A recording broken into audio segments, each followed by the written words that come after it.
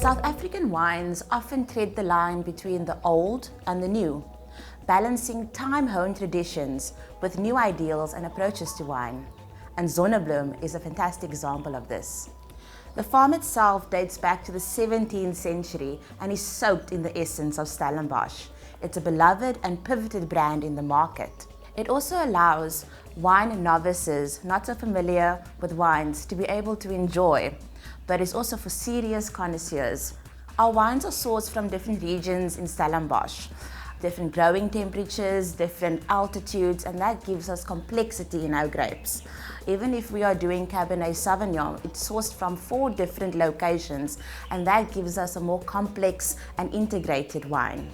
Zonnebloem encapsulates time-honed traditions, classic craftsmanships, but also employs new ideals to winemaking techniques, and that makes it such an approachable and well-loved brand even till today. So here we have the 2015 Zonnebloem Laureat, and it's the flagship of Zonnebloem. It is traditionally made in a Bordeaux style, meaning we use about, depending on the vintage, 51% Cabernet Sauvignon and 49% Merlot. So this wine gets the creme de la creme treatment.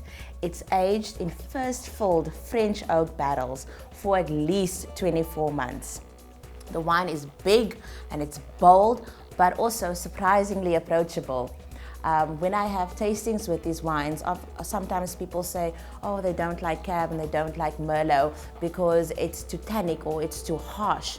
But this wine is nothing but plush and lush, and honestly, it tastes like royalty.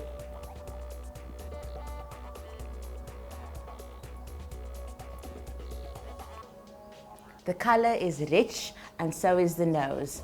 You get lots of pencil shavings, ripe red fruit, and there's also a creaminess on the nose that you get, sort of like a milk or a dark chocolate. On the palate,